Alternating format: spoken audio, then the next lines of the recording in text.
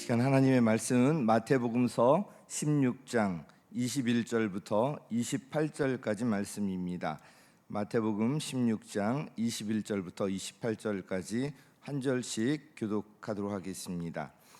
그때부터 예수께서는 자기가 반드시 예루살렘에 올라가야 하며 장로들과 대제사장들과 율법학자들에게 많은 고난을 받고 죽임을 당해야 하며 사흘째 되는 날에 살아나야 한다는 것을 제자들에게 밝히기 시작하셨다. 베드로가 예수를 따로 붙들고 주님 안 됩니다. 절대로 이런 일이 주님께 일어나서는 안 됩니다 하고 말하면서 예수께 대들었다. 그러나 예수께서는 돌아서서 베드로에게 말씀하셨다. 사탄아, 내 뒤로 물러가라. 너는 나에게 걸림돌이다. 너는 하나님의 일을 생각하지 않고 사람의 일만 생각하는구나. 예수께서는 제자들에게 말씀하셨다. 누군지 나를 따라오려거든 자기를 부인하고 제 십자가를 지고 나를 따라오너라. 누구든지 자기 목숨을 구하고자 하는 사람은 잃을 것이요 나 때문에 자기 목숨을 잃는 사람은 찾을 것이다. 사람이 온 세상을 얻고도 제 목숨을 잃으면 무슨 이득이 있겠느냐? 또 사람이 제 목숨을 되찾는 대가로 무엇을 내놓겠느냐? 인자가 자기 아버지의 영광에 쌓여 자기 천사들을 거느리고 올 터인데 그때 그는 각 사람에게 그 행실대로 갚아줄 것이다. 함께 읽겠습니다. 내가 진정으로 너희에게 말한다. 여기에 서 있는 사람들 가운데는 죽음을 맛보지 않고 살아서 인자가 자기 왕권을 차지하고 오는 것을 볼 사람들도 있다. 아멘.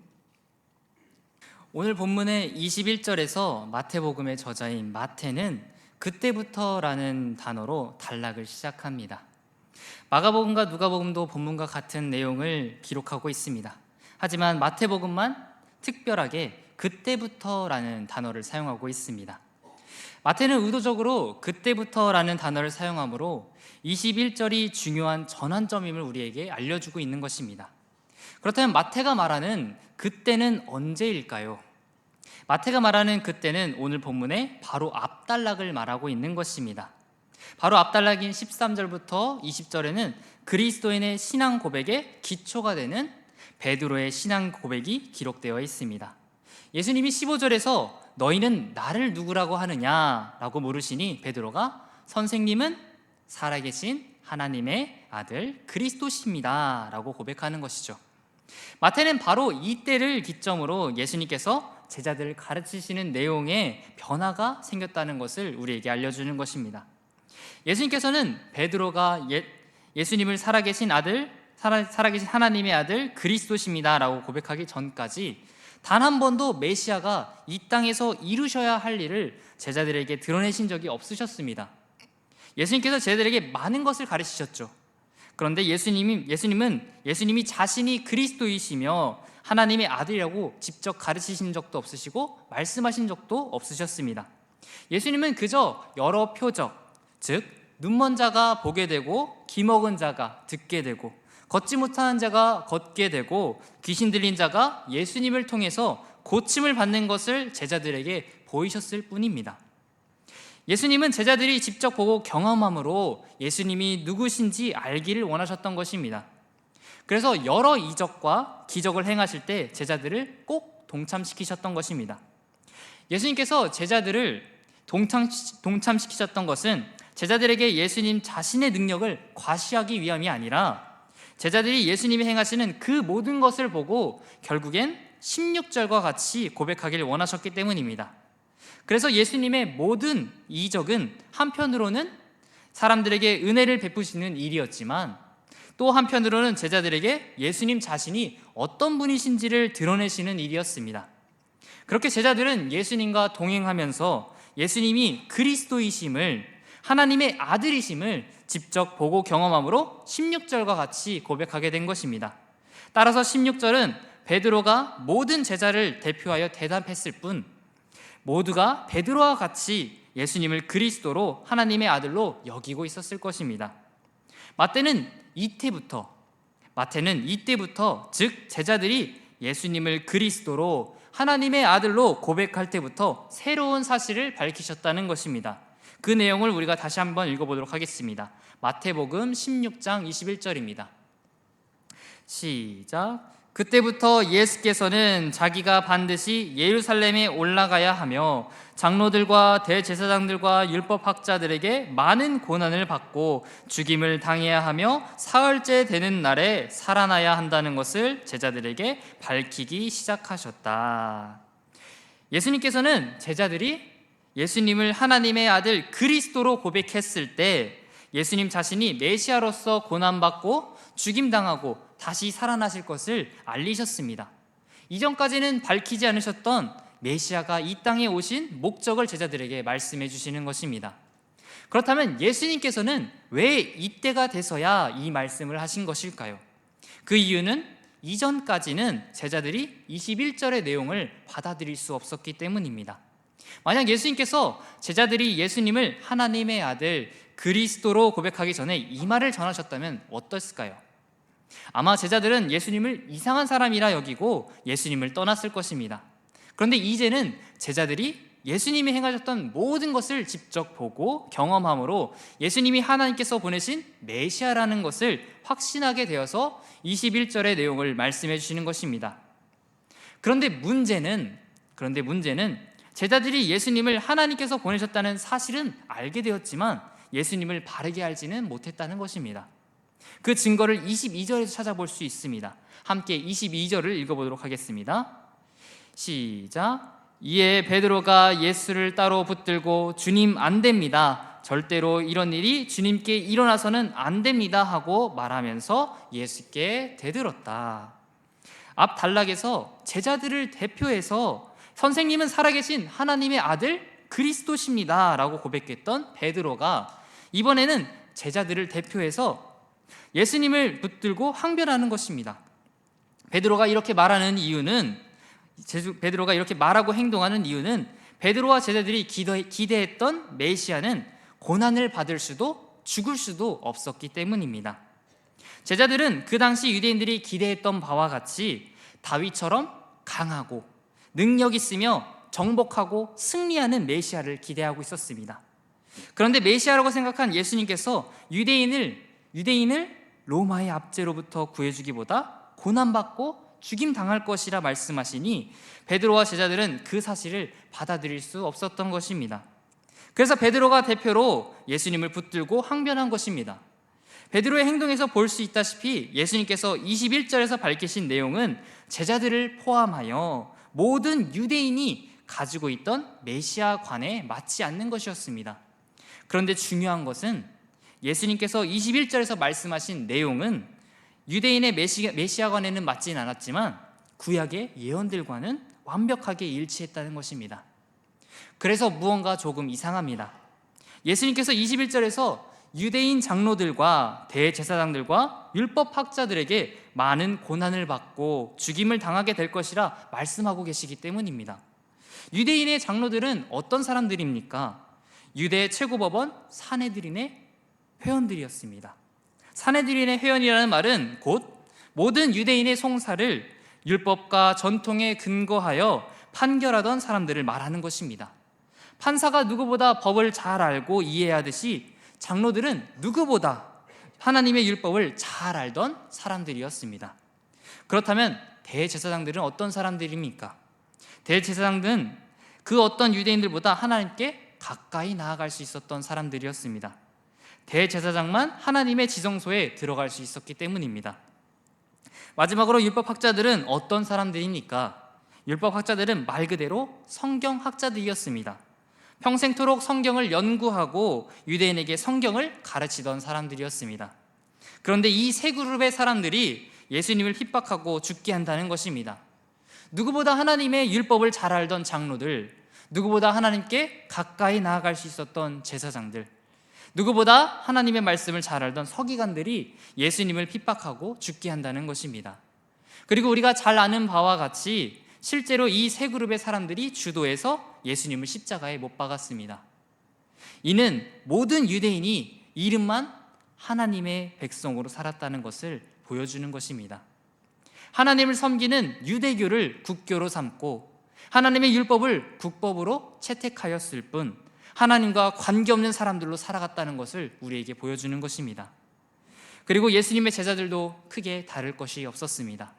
긴 시간 예수님과 함께 생활하고 가르침을 받았음에도 예수님을 크게 오해하고 있었습니다. 예수님의 모든 사역과 성품을 보고 경험했지만 여전히 기존에 가지고 있던 메시아관으로 예수님을 바라보고 있었던 것입니다. 이러한 제자들의 신앙 고백에 담긴 진짜 의미를 알고 있었던 예수님께서는 그때부터 제자들을 준비시키기 위해 많은 고난을 받고 죽임을 당하고 다시 살아나게 될 것을 오늘 본문을 기점으로 3번이나 말씀하시는 것입니다.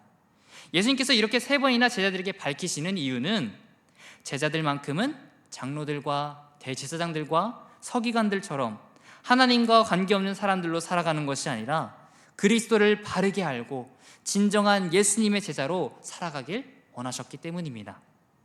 이단이 특히나 많았던 중세시대의 교회들은 사도신경을 외우지 못하는 사람들을 이단이라고 여겨 교회에서 추방했다고 합니다. 그런데 우리가 쭉 살펴본 바에 의하면 신앙이란 입술로 고백하는 내용이 모든 것이 아니라는 것을 발견하게 됩니다. 물론 공적인 예배에서 함께 신앙 고백을 하는 일은 굉장히 중요합니다. 그러나 더 중요한 것은 그 고백에 어떤 의미를 담고 어떤 마음으로 고백하는지가 중요하다는 것입니다. 여러분은 사도신경을 어떤 마음으로 고백하고 계신가요?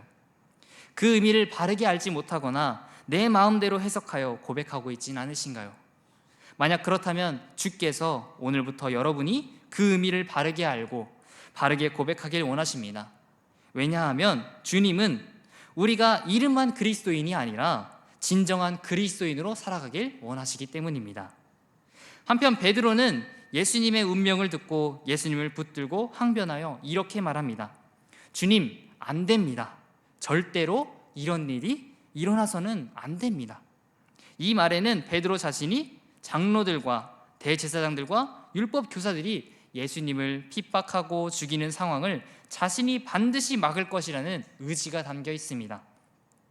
그리고 실제로 베드로는 대제사장들과 장로들부터 파송된 사람들이 겟세마네 동산으로 예수님을 잡으러 왔을 때 칼을 휘둘러서 예수님을 잡아가는 것을 막으려 합니다. 물론 베드로는 예수님에 대한 존경과 사랑으로 이렇게 22절과 같이 말하고 행동한 것입니다. 그런데 베드로가 22절에서 보인 행동과 말은 하나님의 뜻과 계획에는 반대되는 것이었습니다. 왜냐하면 22절의 베드로의 말 속에는 예수님이 고난 없이 영광을 얻으시기를 바라는 마음이 담겨 있었기 때문입니다. 고난 없이 영광을 얻는 것은 하나님의 방법과 계획이 아니었습니다. 하나님께서는 구약에서부터 선지자들을 통해 계속 말씀해 오셨습니다. 하나님이 보내실 메시아는 우리의 허물로 인해 채찍을 맞고 우리를 대신해서 죽게 될 것이라고 말씀하셨습니다. 그리고 그 모든 고난을 통해 영광을 얻게 되리라고 말씀하셨습니다. 그런데 베드로는 예수님이 받게 될 고난과 핍박이 이해가 안 돼서 예수님을 붙들고 막아선 것입니다. 이러한 베드로의 항변은 사탄이 예수님을 시험했던 것과 다르지 않은 행동이었습니다. 사탄이 광야에서 예수님을 시험할 때 이렇게 말합니다. 내가 나에게 엎드려서 절을 하면 이 모든 것을 내게 주겠다.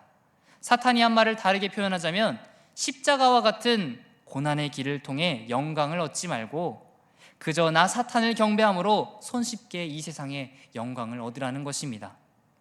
베드로가 예수님에게 한 말도 이와 같지 않습니까? 힘겨운 고난은 받지 마시고 쉽게 영광을 얻으십시오 라고 말하는 것입니다. 그래서 예수님께서 23절과 같이 말씀하시는 것입니다. 함께 23절을 읽어보겠습니다. 23절입니다. 시작. 그러나 예수께서는 돌아서서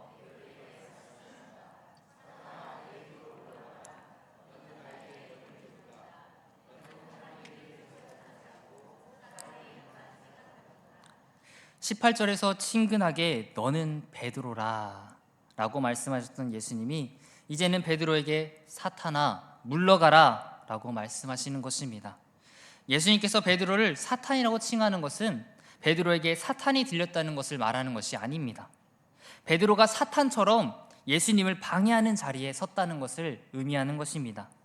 모든 제자를 대변하여 선생님은 살아계신 하나님의 아들 그리스도십니다 라고 고백했던 베드로가 이제는 사탄을 대변하는 자가 된 것입니다.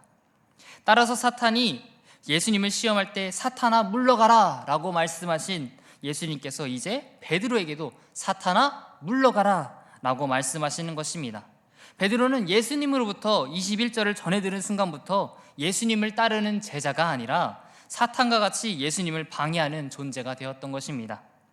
반석이라고 불렸던 베드로가 십자가 없는 하나님의 나라를 원하면서 예수님에게 걸림돌이 된 것입니다. 이 모든 것이 베드로가 하나님의 일을 생각하기보다 사람의 일만 생각해서 일어난 일입니다.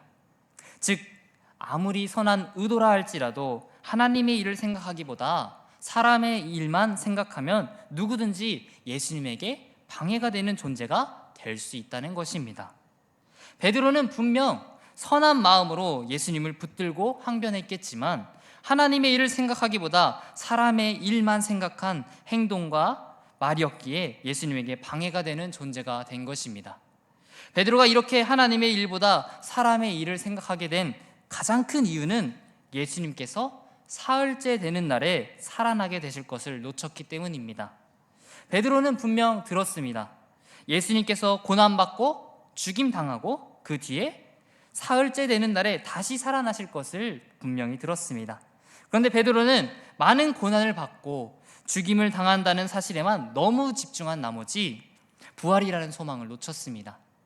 베드로는 부활이라는 소망을 놓쳤을 뿐만 아니라 하나님이 어떤 분이신지를 잊은 것입니다. 여러분, 하나님은 언제나 선하시고 옳으십니다. 하나님이 왜 선하시고 옳으신지 아십니까? 고난과 죽음이라는 과정이 있었지만 하나님께서는 그 모든 것을 통해 결국 부활이라는 선을 이루시기 때문입니다. 사람의 생각으로는 고난과 죽음이 주는 두려움 때문에 부활이 눈에 차지 않을 수도 있습니다. 또 사람의 생각으로는 고난과 죽음이 없는 부활이 참 선이라고 여길 수도 있습니다. 그러나 우리가 반드시 기억해야 할 것은 고난과 죽음이 있었기에 예수님의 십자가가 의미가 있었다는 것입니다. 고난과 죽음의 과정이 부활을 더욱 특별하게 만들었다는 것입니다. 우리가 이해하지 못할 뿐 모든 만물을 다스리시고 통치하시는 하나님께서 계획하시는 모든 일은 언제나 선하고 옳으십니다. 이런 하나님께서 우리의 인생도 계획하시고 인도하고 계십니다. 여러분, 현재 상황이 너무 암담하고 고통스러우신가요? 잊지 마시길 바랍니다. 예수님을 죽음 가운데서 일으키신 하나님께서 여러분을 다시 일으키실 것입니다. 선하시고 신실하신 우리 하나님께서 우리를 영원히 고통 가운데 두지 않으시고 우리의 손을 붙잡아 다시 일으켜 주실 것입니다. 우리가 계획하는 일들이 처음에는 선하게 시작된다 할지라도 결국엔 욕심과 욕망에 빠져 악하게 끝마칠 때가 많습니다. 그러나 선하시고 완전하신 우리 하나님의 계획은 처음부터 끝까지 완벽하고 선합니다. 그렇다면 우리의 생각과 하나님의 생각이 다를 때 우리는 어떻게 해야 할까요? 베드로처럼 하나님을 붙들고 항변해야 할까요? 아니면 하나님의 선하심과 신실하심과 전능하심을 믿음으로 하나님께 순종해야 할까요? 당연히 하나님께 순종하는 것이 현명한 선택입니다. 아멘이십니까? 아멘으로 화답하신 여러분에게 예수님께서 이렇게 말씀하십니다. 우리 함께 24절을 읽어보도록 하겠습니다. 시작. 그때에 예수께서는 제자들에게 말씀하셨다.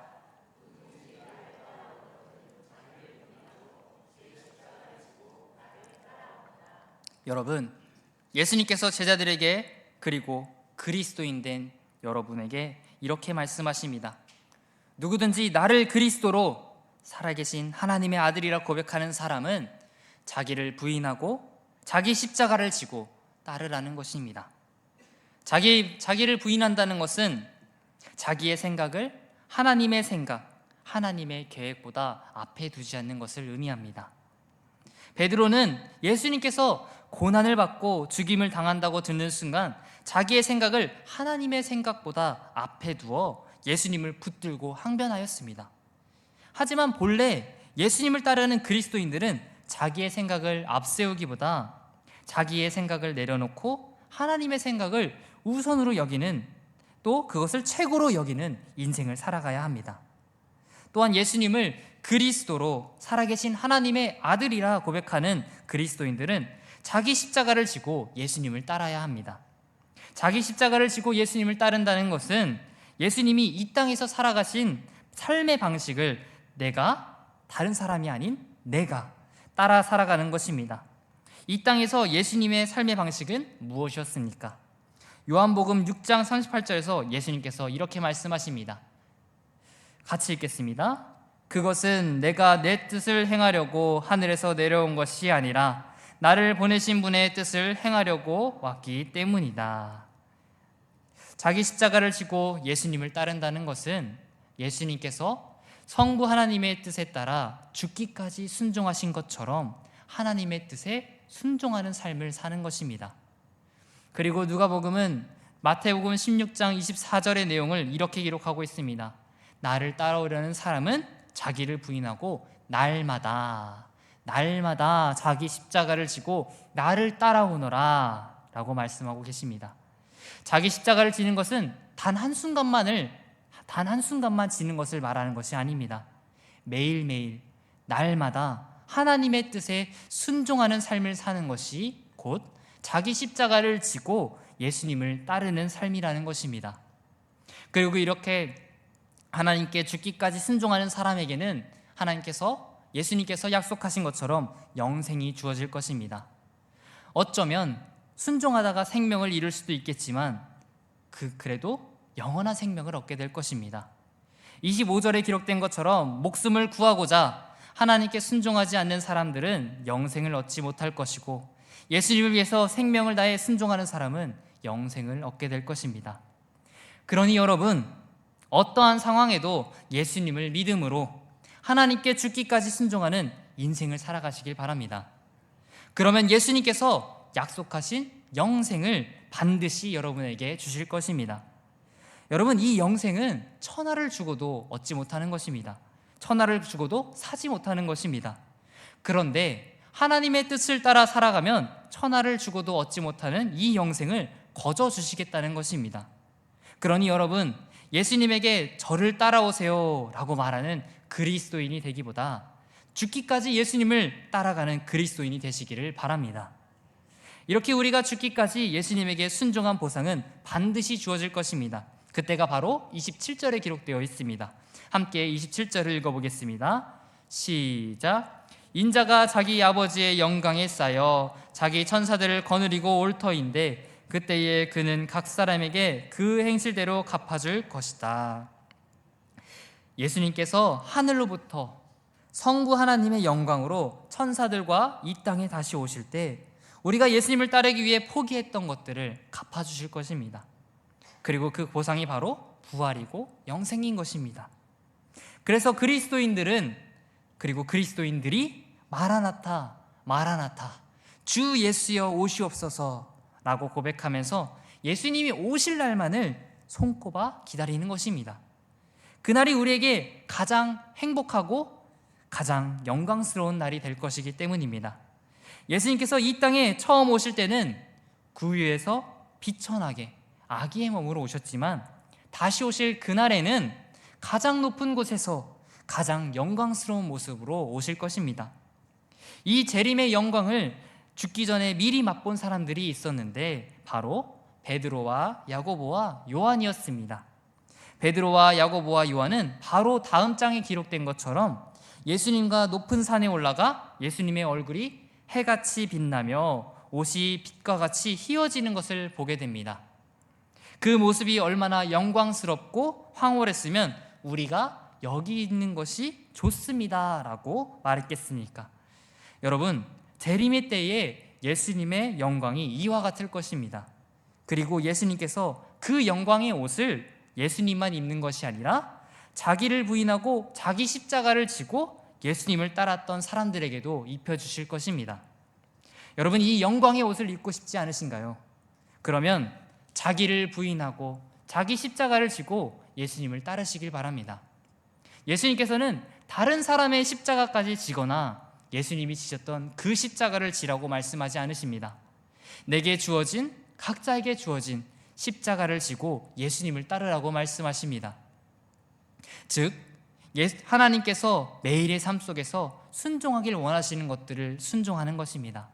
매일 기도 중에, 말씀을 읽는 중에, 삶을 살아가는 중에 하나님께서 우리 마음에 주시는 순종의 제목들을 순종하는 것입니다. 그리스도인들은 그저 선하게 살고 돌을 닦는 사람들이 아닙니다. 그리스도인들은 예수님께서 그러하셨듯이 매일 하나님께 죽기까지 순종하는 사람들입니다. 하나님께서 용서하라 하시면 용서하는 것이며, 사랑하라 하시면 사랑하는 것이며, 과부와 고아와 나그네를 섬기라 하시면 섬기는 것입니다. 예수님을 따르는 길은 분명 고통스러울 것입니다. 왜냐하면 내 생각과 다를 것이기 때문입니다.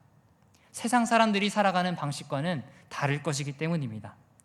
그래도 여러분, 매일 각자의 십자가를 지고 예수님을 힘써 따라가시기를 바랍니다. 어떤 날은 힘겨운 십자가를 주실 수도 있습니다.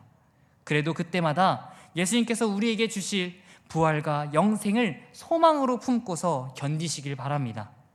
예수님께서 나중에 우리에게 주실 부활과 영생은 천하보다 귀하며 천하로도 살 수 없는 것이기 때문입니다. 자기의 생명까지 아낌없이 주신 분이 우리를 고통스럽게 하시려고 예수님을 따르라고 하시겠습니까? 그 길만이 유일한 구원의 길이기 때문에 따르라고 말씀하시는 것입니다. 예수님을 죽음에서 일으키신 성부 하나님께서 죽기까지 순종할 우리에게 약속하신 부활과 영생을 안 주시겠습니까? 그러니 여러분, 하나님에게 순종하는 것을 두려워하지 마시고 신실하시고 선하신 하나님을 믿음으로 매일매일 자기를 부인하고 자기 십자가를 지고 예수님을 따르시는 여러분이 되시기를 축복합니다.